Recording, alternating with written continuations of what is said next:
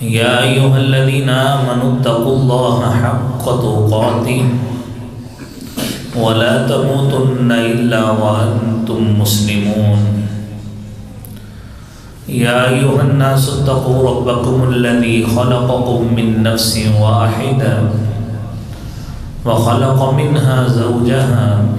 وبث منهما رجالا كثيرا ونساء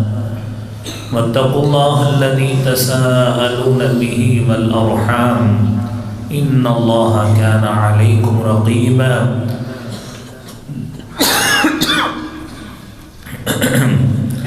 يا أيها الذين آمنوا اتقوا الله وقولوا قولا سديدا يصلح لكم أعمالكم ويغفر لكم ذنوبكم ومن يطع الله ورسوله فقد فاز فوزا عظيما اللهم صل على محمد وعلى آل محمد كما صليت على إبراهيم وعلى آل إبراهيم إنك حميد مجيد اللهم بارك على محمد وعلى آل محمد كما باركت على إبراهيم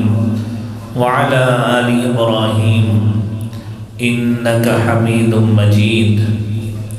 رب اشرح لي صدري ويسر لي أمري واحلل عقدة من لساني يفقهوا قولي رب زدني علما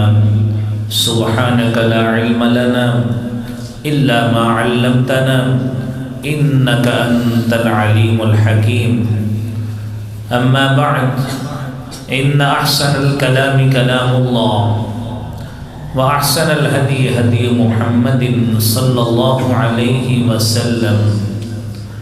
وشر الأمور محدثاتها وكل محدثة بدعة وكل بدعة ضلالة الضلالة في النار أعوذ بالله السميع العليم من الشيطان الرجيم بسم الله الرحمن الرحيم كل نفس ذائقة الموت ثم إلينا ترجعون صدق الله العظيم حمد و سلام تعریف و تمہید حمد کبریائی بڑائی تکبیر و تحلیل اللہ رب العالمین کی ذات کے لیے خاص ہے۔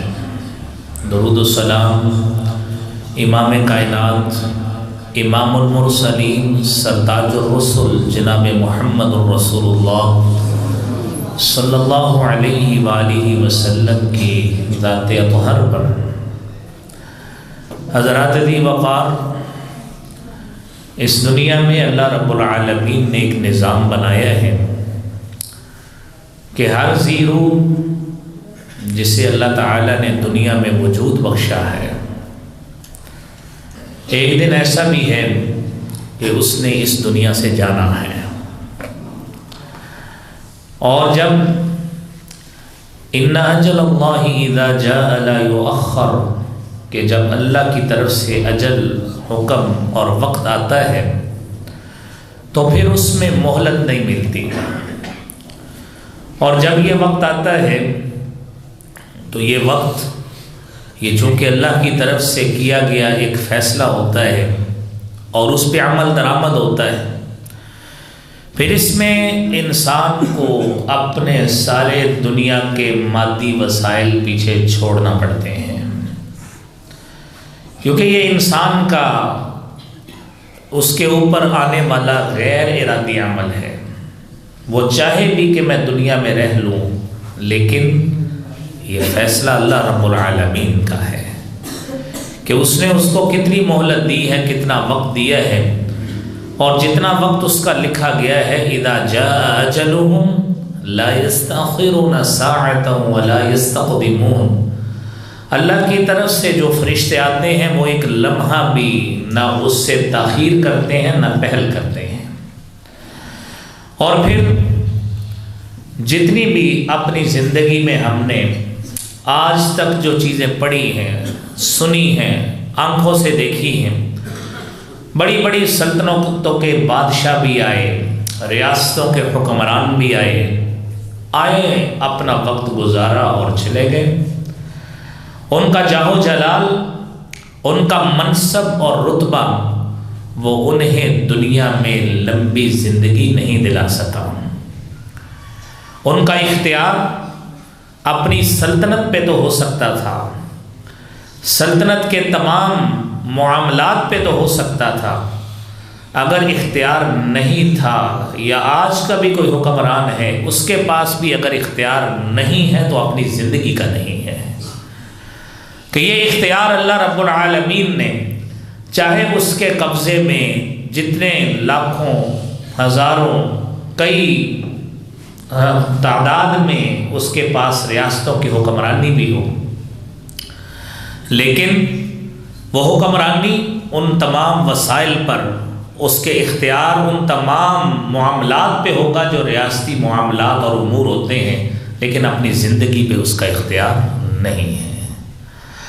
اور پھر جب یہ اجل آتی ہے، یہ اللہ کی طرف سے وقت آتا ہے، تو پھر چاہے بچے چھوٹے ہوں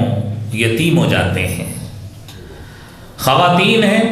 چاہے جوانی کی عمر ہو ان کا خامن چلا جائے وہ بیوہ ہو جاتی ہے، اور پھر یہ بچوں کو یتیم کر کے جانے والی موت اور خواتین کو بیوہ کر کے جانے والی موت، ظاہری سہاروں کو ختم کر دینے والی یہ موت، اور دنیا کی تمام لذتوں کو توڑ دینے اور ختم کر دینے والی یہ موت، اور پھر اسی طرح بستیوں کی بستیاں اجاڑنے والی، جماعتوں کو خاندانوں کو منتشر کرنے والی، اور یہ تمام کی تمام یہ وہ موت کا وہ وقت ہے جو انسان کے لیے جنت اور جہنم کا فیصلہ کرواتی ہے۔ اور جب یہ فیصلہ ہوتا ہے، انسان قبر میں جاتا ہے، وہیں سے اس کے لیے جنت یا جہنم، جنت کے انعامات یا جہنم کی سزاؤں کا سلسلہ شروع ہوتا ہے، اور پھر اسی بنا پہ ہی اس کا اگلا فیصلہ جو ہے وہ ہوتا ہے، کیونکہ آپ صلی اللہ علیہ وآلہ وسلم نے فرمایا ہے من مات فقد قامت قیامتہ، جو شخص مر گیا، جس کی دنیا میں موت آ گئی،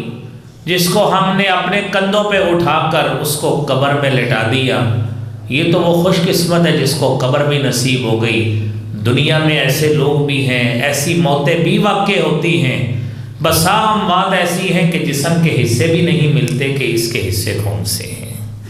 بسا اوقات انسان سمندر کی تہوں میں ایسا چلا جاتا ہے کہ اس کا نام و نشان بھی نہیں بچتا کہ اس کا جسم ہی ہمیں مل جائے، ایسا بھی ہوتا ہے۔ اور بسا اوقات ایسے معاملات بھی دنیا میں دیکھنے میں آتے ہیں کہ جہاں پہ برف کی تہوں میں یا زمین کی دلدل میں یا پہاڑوں کی غاروں میں یا فضاؤں میں انسان کا ایسا خاتمہ ہوتا ہے کہ اس کا جسم بھی نہیں مل سکتا۔ تو پھر کیا ہوتا ہے؟ کیا انسان حساب کتاب سے اور جزا اور سزا کے عمل سے کیا نہیں گزرے گا؟ یقیناً گزرے گا۔ انسانی آنکھ، انسانی جسم کی استطاعت یا اس کی عقل، اس کی حس یا اس کو دی گئی اللہ کی طرف سے جو قوت ہے وہ اتنی طاقت نہیں رکھتی کہ ان ڈیڈ باڈیز کو تلاش کر سکے، لیکن وہ مالک الملک ہے، اس کو تو ساری چیزوں کا علم ہے۔ وہ ان تمام باڈیز کو، ان تمام چیزوں کو اکٹھا بھی کرے گا۔ انسان کو تو میرے بھائیوں جس طرح حدیث میں آتا ہے، لمبی حدیث ہے، مفہوم اس کا یہ ہے کہ اس کی راکھ بنا کے بھی اڑا دی جائے، اللہ رب العالمین اس کو دوبارہ ان ذرات کو اکٹھا کر کے پھر بھی اس کو سامنے لا کے کھڑا کریں گے کہ بتا تو نے یہ کام کیوں کیا تھا۔ تو یہ اللہ رب العالمین نے ہمارے لیے ایک ایسا انجام رکھا ہے کہ جس کا انکار کسی بھی طرح میرے بھائیوں ممکن نہیں ہے۔ انسان اچھے سے اچھا ہو، انسان برے سے برا ہو، نیک سے نیک انسان بھی ہو، برے سے بدتر بھی ہو، آخر اس کو اس پروسیس سے گزرنا ہے۔ تو بھائیوں کیوں نہیں ہمارا سب سے پہلے اس کی تیاری کے لیے ہم اپنا ذہن بنائیں، انسان جب دنیا میں آیا ہے آخر اس نے یہاں سے جانا ہی جانا ہے۔ تو قرآن کریم کی چند آیات آپ سب سے پہلے سماعت فرمائیں۔ اللہ رب العالمین نے ہماری ذہن سازی کے لیے قرآن کریم میں مختلف مقامات پر کل نفس ذائقۃ الموت کے ساتھ 4-5 جگہوں پر یہ آیات کریمہ نازل فرمائی ہیں۔ اس میں سے ایک مقام آپ سنیے، کل نفس ذائقۃ الموت وإنما توفون أجوركم يوم القيامة فمن زحزح عن النار وأدخل الجنة فقد فاز وما الحياة الدنيا إلا متاع الغرور۔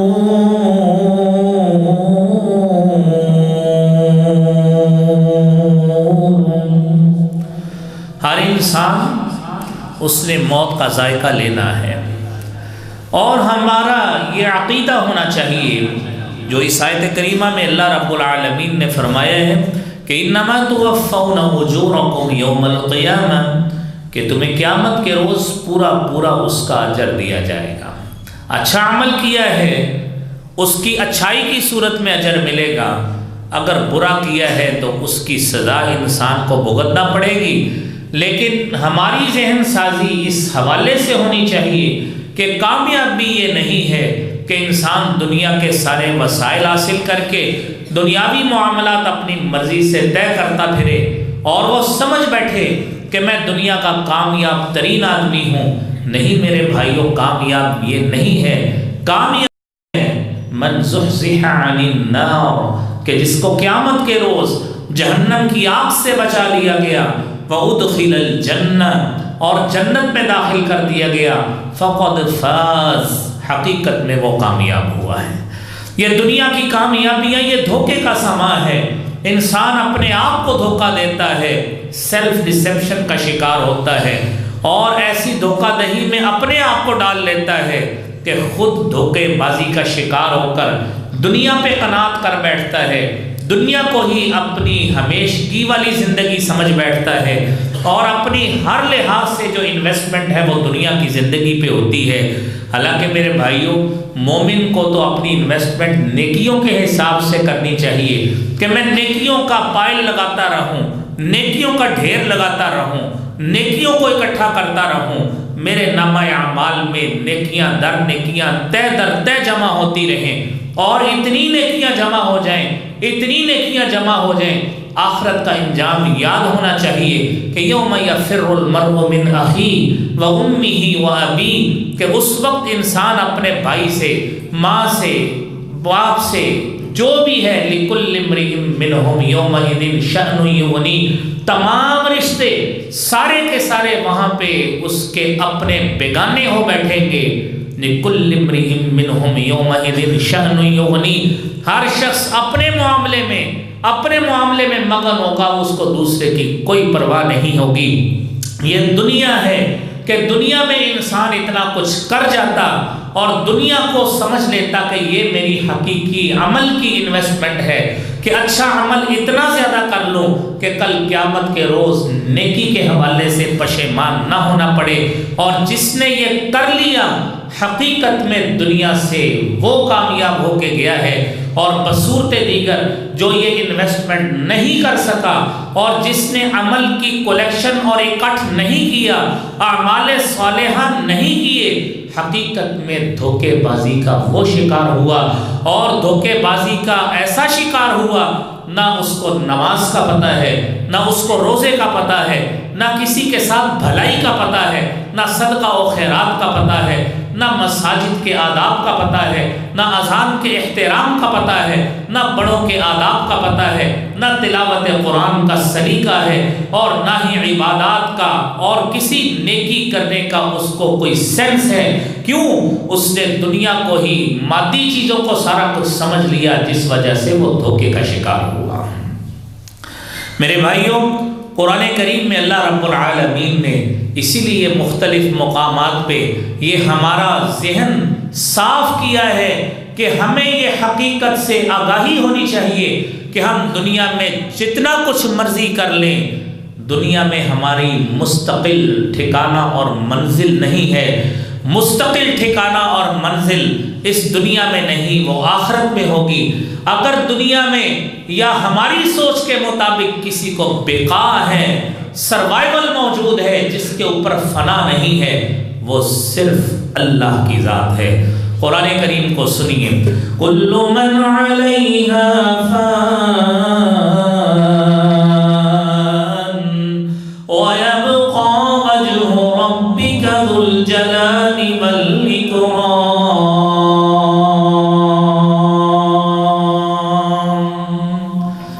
کل من علیہا فان، یہ دنیا میں جو کچھ ہمیں نظر آتا ہے، یہ محلات نظر آئیں، پہاڑ نظر آئیں، سمندر اور دریا نظر آئیں، بڑے سے بڑی منازل اور بڑے سے بڑے محلات اور قصور نظر آئیں، یہ سارے کے سارے عارضی اور ٹیمپریری ہیں۔ ہم تو اتنی دیر تک ہی ان سے لطف اندوز ہو سکتے ہیں جب تک ہمارے جسم میں جان ہے۔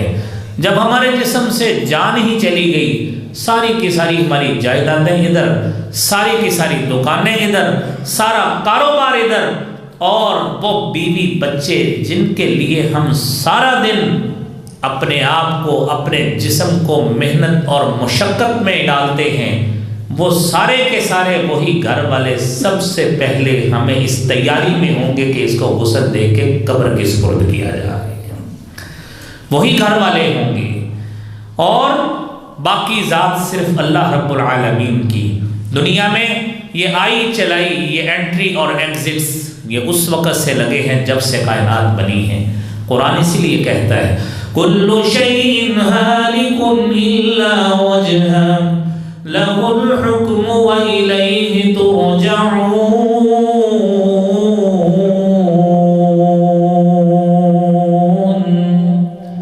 ہر چیز ہلاک ہونے والی ہے۔ یہ ہمارا تصور ہو سکتا ہے کہ شاید کوئی چیز باقی رہنے والی ہو، لیکن اللہ رب العالمین کہتے ہیں کل شیء ہالک، ہر چیز، کل شیء، اس میں اچھے سے اچھے لوگ بھی آ جائیں گے، نکمے سے نکمے لوگ بھی آ جائیں گے، اس میں اسم معرفہ جو اچھے سے اچھے خاص چیزیں ہیں وہ بھی آ جاتی ہیں، اور جو نکرہ ہیں، جو عام ایک تنکے کی حیثیت جن کی ہے وہ بھی آ جاتی ہیں۔ ہر چیز ختم ہو جائے گی، ہر چیز پہ فنا آئے گی، صرف ایک ذات ہے جس پہ فنا نہیں ہے، وہ رب العالمین ہے، ذوالجلال والاکرام ہے۔ دنیا میں انسان شاید کسی غلط فہمی کا شکار ہو کہ میرے پاس وسائل موجود ہیں، میں شاید موت کے فیصلے سے بچ جاؤں۔ میرے بھائیو، ایسا ہو نہیں سکتا۔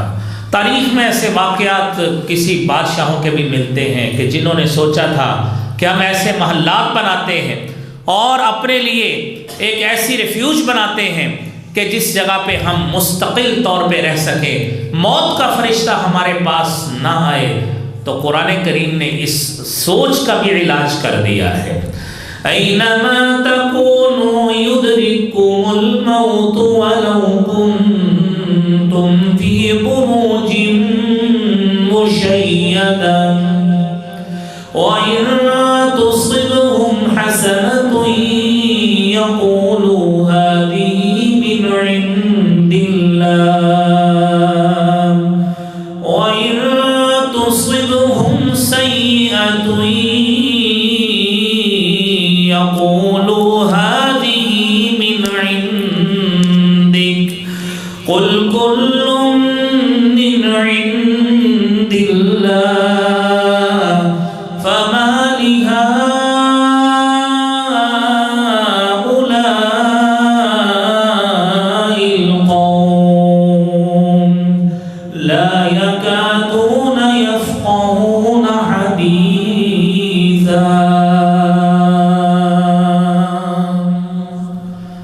جہاں کہیں بھی چلے جاؤ،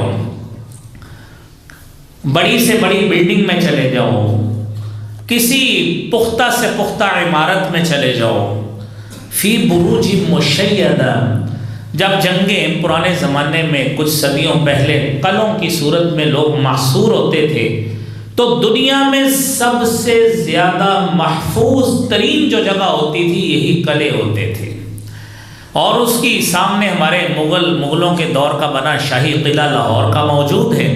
کئی ساتھیوں نے دیکھا بھی ہے کہ کئی فٹ اس کی دیواریں چوڑی ہیں۔ کیا وہاں پہ فرشتہ نہیں آتا تھا؟ جن کی موت وہاں پہ لکھی ہے، اللہ رب العالمین نے وہاں پہ ان کو بھیجنے کا اہتمام کر دیا۔ حدیث میں آتا ہے کہ جس جگہ پہ بندے کی موت لکھی ہو، جعل اللہ لہ حاجتا الیہا، اللہ کریم اس کے لیے ایسی ضرورت بنا دیتے ہیں، وہ اس جگہ پہ از خود پہنچ جاتا ہے۔ جب وہاں پہ پہنچتا ہے موت کا فرشتہ اس کی روح قبض کر لیتا ہے۔ وہ خالق و مالک ہے جس نے اس کی موت اس علاقے میں لکھی، اس جگہ پہ لکھی، اس کو وہاں تک اس انداز سے پہنچایا کہ اس کو ایسا کوئی کام پڑ گیا، اس نے سمجھ لیا میرا وہاں پہ جانا ضروری ہے۔ وہ وہاں پہ پہنچا، جیسے ہی پہنچا فرشتے نے اس کی روح قبض کر لی۔ اللہ کے فیصلوں پر اس طرح عمل ہوا کرتا ہے۔ یہ بندوں کے فیصلے ہیں جس میں اس بندے کے فیصلے میں بسا اوقات بندے کو خود دھوکا ہو جاتا ہے، بسا اوقات خود غلطی ہو جاتی ہے، بسا اوقات خود وہ سیلف ڈسیپشن اور خود گھمنڈی کا شکار ہو جاتا ہے۔ یہ بندہ ہے لیکن وہ مالک ہے کہ جب اس کی طرف سے یہ فیصلہ ہوتا ہے، اذا جاء اجلهم، وہ وقت آتا ہے، لا یستاخرون الساعة، ایک لمحہ بھی، ایک گھڑی بھی نہ پہل ہوتی ہے نہ تاخیر ہوتی ہے۔ حضرات، اس موت کا تذکرہ اور اس کی فکر ہمیں ہمیشہ اپنے دل اور دماغ میں جگہ دینی چاہیے، اور ہمیشہ یہ سوچ کر نیک عمل کا متلاشی رہنا چاہیے کہ یہ وقت جس طرح کسی ہمارے عزیز پر، کسی ہمارے رشتہ دار پر اور ہمارے آباء و اجداد پر جس طرح یہ وقت پہلے آیا تھا اور وہ بھی دنیا میں نہیں رہے، ہم بھی دنیا میں نہیں رہیں گے، ہمارے آباء و اجداد بھی نہیں رہے، اس دنیا میں انبیاء نہیں رہے۔ دنیا میں سب سے اعلیٰ ترین ہستیاں اگر ہوتی ہیں تو وہ انبیاء علیہم السلام کی ہوتی ہیں، وہی معصوم عن الخطا ہوتے ہیں، اور انہی کے جسموں پر اللہ تعالیٰ نے مٹی حرام کر دی ہے، مٹی ان کے جسموں کو نہیں کھا سکتی۔ یہ سارا کا سارا یہ اعزاز انبیاء کا ہو سکتا ہے، لیکن موت سے مبرہ وہ بھی نہیں ہے۔ تو جب انبیاء بھی نہیں رہے، انبیاء کے بعد ان کے صحابہ بھی نہیں رہے، خلفاء نہیں رہے، اولیاء اتقیاء صلحاء نہیں رہے، ائمہ کرام نہیں رہے، میرے بھائیوں ہم تو بہت سی نسلوں کے بعد آئے ہیں، کیا ہمارا کیسے قیام یہاں پہ مستقل طور پر ممکن ہے؟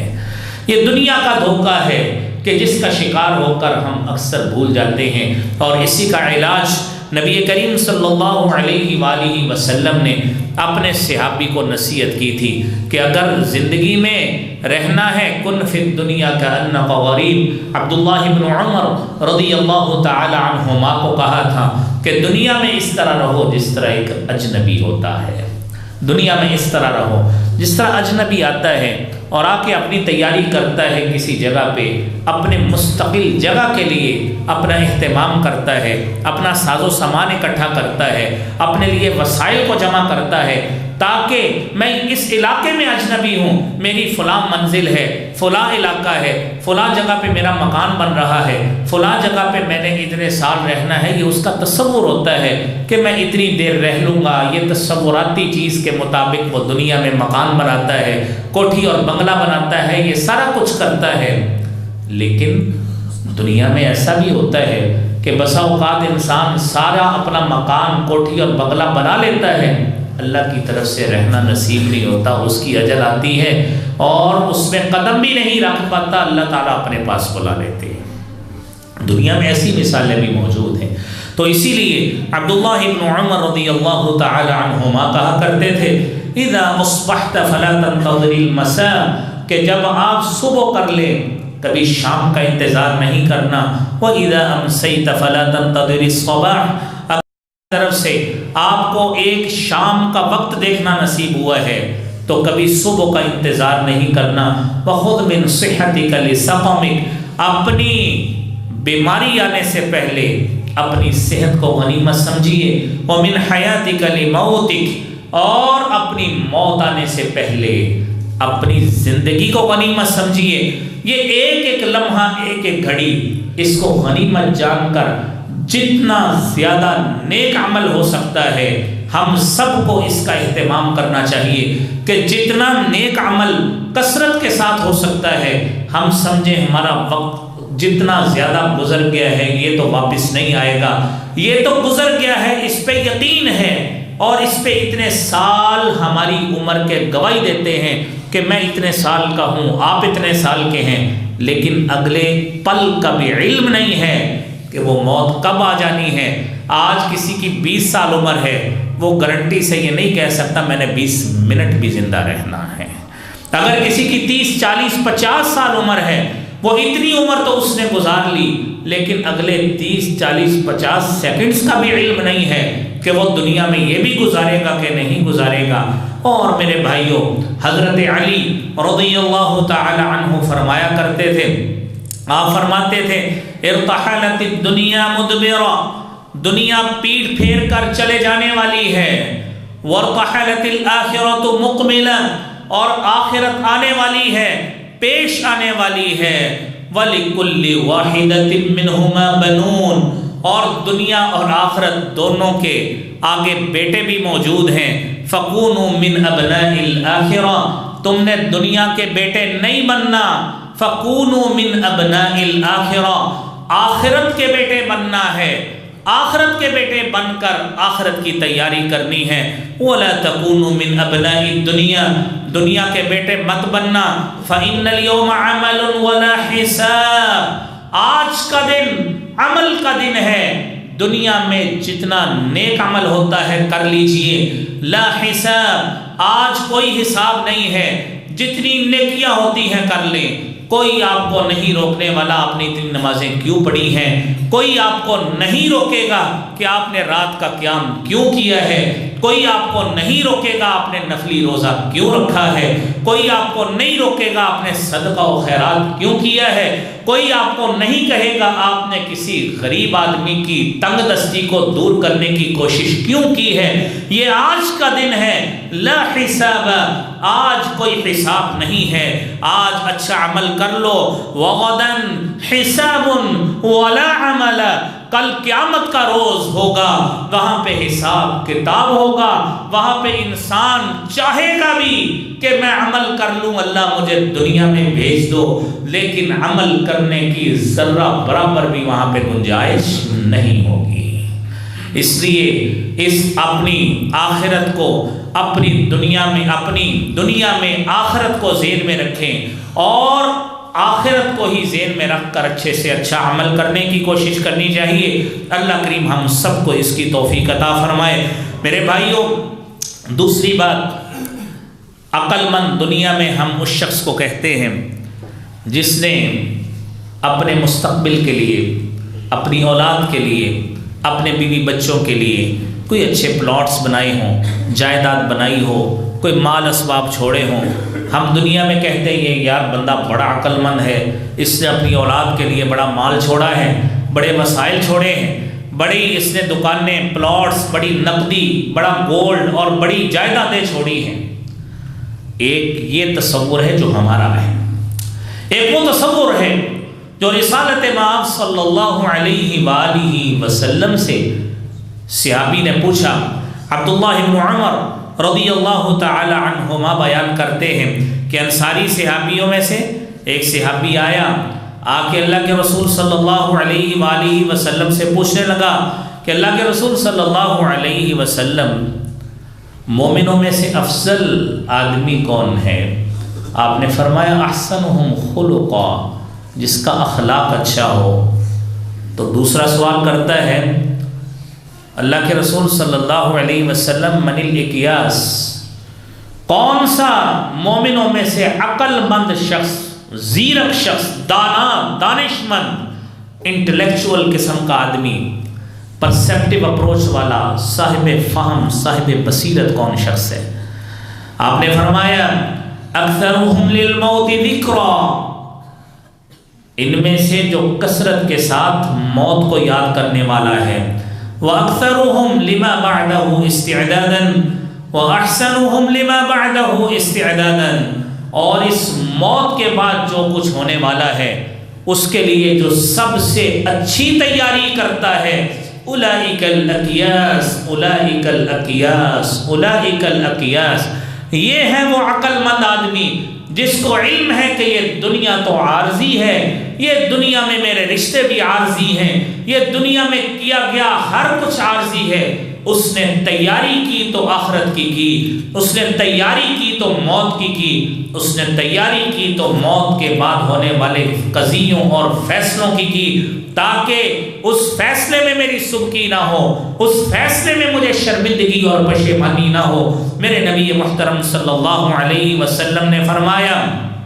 اولئک الاکیاس، یہ عقل مند لوگ ہیں، یہ صاحب بصیرت لوگ ہیں، یہ صاحب دانش اور عقل لوگ ہیں، اور یہی فراست اور فہم والے لوگ ہیں جو اپنے لیے موت کی اور موت کے بعد ہونے والے واقعات کی تیاری کرتے ہیں۔ میرے بھائیوں، آج کا دن ہمارے لیے، ہر گزرا ہوا دن بھی ویسے ہمارے لیے سبق کے لیے کافی ہے۔ آئے دن ایسے واقعات ہوتے رہتے ہیں، آپ نے بھی ہر ہفتے جنازے پڑھے ہوتے ہیں، ہم نے بھی پڑھائے ہوتے ہیں۔ ابھی یہ کچھ دن، 2 دن پہلے ہماری مسجد کے خادم جو مسجد کی اللہ کے لیے خدمت کرتے تھے، حاجی عبدالرحمن شاہ جی صاحب، نمازیوں کی خدمت کر دینا، پانی پلا دینا، ان کے لیے افطاریوں کا اہتمام کر دینا، چلے گئے۔ دنیا ایسے ہی چلی جاتی ہے۔ ہمارے ساتھ یونیورسٹی میں، ساتھ کے کمرے میں پروفیسر صاحب تھے، ایک ینگ آدمی، اور کینسر کا عارضہ لاحق ہوا، چند دن ہوئے، ابھی صبح 8 بجے وہ بھی اللہ کے پاس پہنچ گئے۔ تو یہ اللہ کے فیصلے ہیں۔ یہ تو بیماری آئی چلے، انسان کا کچھ ذہن بن جاتا ہے کہ 2-4 دن لگ گئے، کوئی مہینہ لگ گیا، تو بندہ اس آزمائش سے گزرا تو اس کے اوپر یہ موت کا وقت آ گیا۔ دنیا میں آپ کے ہر کسی کے ذہن میں 20 مثالیں ایسی ہوں گی، ایسے لوگوں کی جنہیں کوئی بیماری نہیں تھی، جنہیں کوئی ایشو نہیں تھا، کوئی جسمانی عارضہ نہیں تھا، کوئی ایسی علامت نہیں تھی، لیکن اس کے باوجود ان کی اجل آ گئی، وہ اللہ کے پاس پہنچ گئے، اور پیچھے بچے روتے رہ گئے، اہل و عیال، گھر والے سارے روتے ہی رہ گئے۔ وہ سارے روتوں کو چھوڑ کر وہ فرشتہ ان کی روح کو لے کر چلا گیا، اس کو کسی پہ ترس نہیں آیا، کیونکہ اس مالک کا فیصلہ ہے، وہ مالک کا فیصلہ، اس کے پیچھے جو حکمتیں ہوتی ہیں وہ وہی بہتر جانتا ہے۔ حضرات علی وقار سیدنا محمود بن لبید رضی اللہ تعالی عنہ بیان کرتے ہیں کہ نبی کریم صلی اللہ علیہ وسلم نے فرمایا اثنتان یکرہہما ابن آدم، 2 چیزیں ایسی ہیں کہ ابن آدم اس کو ناپسند کرتا ہے۔ پہلی بات الموت، والموت خیر للمؤمن من الفتنہ، موت کو ناپسند کرتا ہے، موت کو ناپسند کرتا ہے، حالانکہ الموت خیر للمؤمن من الفتنہ، کسی آزمائش میں گھرنے سے بہتر ہے کہ بندہ اللہ کے پاس پہنچ جائے،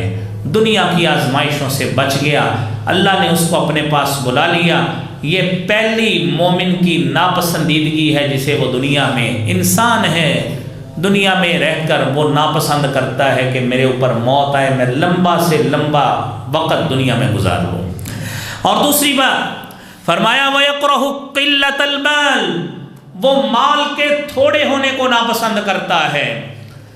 بلکہ وہ چاہتا ہے میرے پاس مال و دولت کے ڈھیر لگے ہوں، جائیداد پراپرٹی گاڑیاں میرے پاس موجود ہوں، اور دنیا میں میری ٹھاٹ باٹ موجود ہو۔ میرے نبی محترم صلی اللہ علیہ وسلم نے فرمایا یہ دونوں دھوکے والی ایسی چیزیں ہیں، حالانکہ وَقِلَّةُ الْمَالِ أَقَلُّ لِلْحِسَابِ، جتنا مال اللہ کی طرف سے تھوڑا ہوگا اتنا حساب بھی کم دینا پڑے گا۔ لیکن انسان کی فطرت ہے، وہ موت کو بھی ناپسند کرتا ہے، مال کے تھوڑا ہونے کو بھی ناپسند کرتا ہے، وہ چاہتا ہے کہ موت بھی میرے اوپر نہ آئے اور مال بھی زیادہ سے زیادہ میرے پاس آ جائے۔ یہ میرے بھائیوں انسان کی فطرت ہے، جو میرے نبی محترم صلی اللہ علیہ وسلم نے بیان کی، اس کے الٹ اللہ کریم ہمیں ان کی تیاری کرنے کی توفیق عطا فرمائے۔ اور میرے بھائیوں، نبی کریم صلی اللہ علیہ وآلہ وسلم نے فرمایا، سیدنا ابی بن کعب رضی اللہ تعالی عنہ روایت کرتے ہیں کہ جب رات کا تہائی حصہ گزر جاتا تھا، نبی کریم صلی اللہ علیہ وسلم کھڑے اٹھ جاتے، بیدار ہوتے، بیدار ہو کے فرماتے، سنن ترمذی کی 2457 نمبر روایت ہے، فرماتے، یا ایھا الناس، اے لوگوں، اذکروا اللہ ذکرا کثیرا، اللہ کو یاد کرو، اذکروا اللہ، اذکروا اللہ، اللہ کو یاد کرو، اللہ کو یاد کرو۔ جاءت الراجفہ تتبعها الرادفہ، جاءت الراجفہ، قیامت کا پہلا نفخہ آ چکا۔ وہ کئی صورتیں ہیں اس کی، یعنی انسان دنیا میں پیدا ہوا، یقینی بات ہے اس کو موت آنی ہی آنی ہے۔ یہ پہلا نفخہ اس کے لیے ہے جو آ گیا، تتبعها الرادفہ، اور اس کا دوسرا نفخہ اس کے بعد اس کی پیروی کرنے والا ہے۔ اور پھر کیا ہوگا؟ جاء الموت بما فیہ، جاء الموت بما فیہ، موت اپنی ہولناکیوں سمیت آ پہنچی ہے، موت اپنی ہولناکیوں سمیت آ پہنچی ہے۔ لیکن بدقسمت ہے وہ شخص جو یہ ساری باتیں سن کر بھی نیک عمل کی طرف نہیں آتا، آخرت کی تیاری نہیں کرتا، نیک عمل کی طرف نہیں آتا، مسجد میں اپنا دل نہیں لگاتا، نماز نہیں پڑھتا، نیکیوں کی مطابقت نہیں کرتا۔ وہ سب سے بڑا بدقسمت ہے کہ وہ اس حدیث کو سن کر بھی میرے بھائیوں اس کے اوپر کوئی رقت طاری نہیں ہوتی۔ میرے بھائیوں، نبی محترم صلی اللہ علیہ وآلہ وسلم نے فرمایا، اکثروا ذکر ہادم لذات الموت، کثرت کے ساتھ اس موت کو یاد کیا کرو جو لذتوں کو توڑنے والی ہے۔ انسان دنیا میں اپنی وسائل کو بروئے کار لاتے ہوئے، جتنے سورسز اس کے پاس موجود ہیں، میکسیمم فیسلٹیز کو حاصل کرنے کی کوشش کرتا ہے، صورت میں ہو، وہ دکان کی صورت میں ہو، کاروبار کی صورت میں ہو، گاڑی کی صورت میں ہو، کھانے پینے رہن سہن کی صورت میں ہو، سفر کی صورت میں ہو، ہر لحاظ سے وہ اپنے لیے لذت محسوس کرتا ہے، راحت چاہتا ہے کہ مجھے سکون نصیب ہو۔ لیکن جب موت آئے گی یہ لذتیں ساری ٹوٹ جائیں گی، اور ساری لذتیں ایسے ٹوٹیں گی کہ نرم و گرم بستر یہ بھی چھوڑنا پڑیں گے، اور اپنی سہولیات سے بھرا گھر بھی چھوڑنا پڑے گا۔ یہ نوکر چاکر جو آگے پیچھے سہولت کے لیے پھرتے ہیں یہ بھی چھوٹ جائیں گے، اور ون سونے انسان کے رنگ برنگے کھانے اور رنگ برنگے ذائقوں والے اس کے دسترخوان یہ بھی رہ جائیں گے۔ یہ ساری چیزیں دنیا میں رہ جائیں گی، کیونکہ یہ چیزیں دنیا میں لذت دیتی ہیں، اور یہ لذت کا باعث بننے والی ہر چیز ٹوٹ جائے گی، اور انسان اس داعی اجل کو لبیک کہے گا، لبیک کہے گا جس مالک نے اس کے اوپر موت طاری کی ہے۔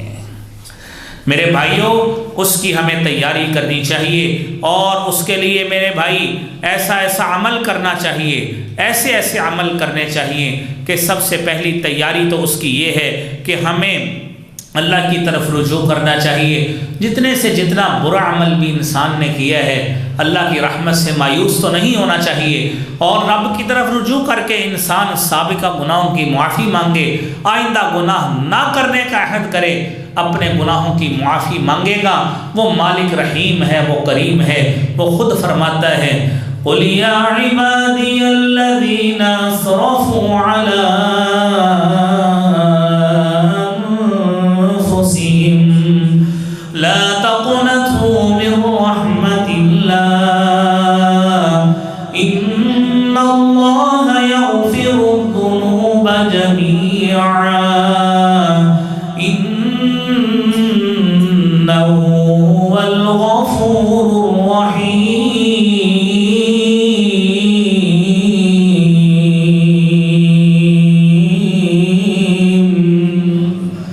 کہ اے بندو، اے نبی صلی اللہ علیہ وسلم ان سے کہیے، میری رحمت سے مایوس نہیں ہونا، جنہوں نے اپنی جانوں پہ ظلم کیا ہے، لا تقنطوا من رحمت اللہ، غلطیاں کی، کوتاہیاں کی، آئیے توبہ کرو، توبوا الی اللہ توبۃ نصوحا۔ یہ سب سے پہلا موقع ہے جس کو ہم نے تیاری کرنی ہے اپنی موت کے لیے۔ ہم تیاری نہیں بھی کریں گے، کچھ بھی نہیں کریں گے، بد سے بدتر عمل بھی کریں گے، موت جب بھی آئے گی اس نے ہمارا عمل نہیں دیکھنا، وہ اللہ تعالیٰ نے ہمارا وقت جو مقرر کیا ہے، ہم اچھے سے اچھا عمل کر لیں تب بھی موت آ جائے گی، برے سے برا عمل کر لیں تب بھی موت آ جائے گی۔ اور میرے بھائیوں، کام وہ کریں جو انبیاء علیہم السلام نے کیا تھا۔ وہ کیا تھا کہ اپنی اولاد کو اچھائی کا حکم دے کر اچھے کاموں کی طرف لگا کر جائیں۔ قرآن کریم اس کی شہادت دیتا ہے، وَوَصَّى بِهَا إِبْرَاهِيمُ بَنِيهِ وَيَعْقُوبُ يَا بَنِيَّ إِنَّ اللَّهَ اصْطَفَى لَكُمُ الدِّينَ فَلَا تَمُوتُنَّ إِلَّا وَأَنْتُمْ مُسْلِمُونَ۔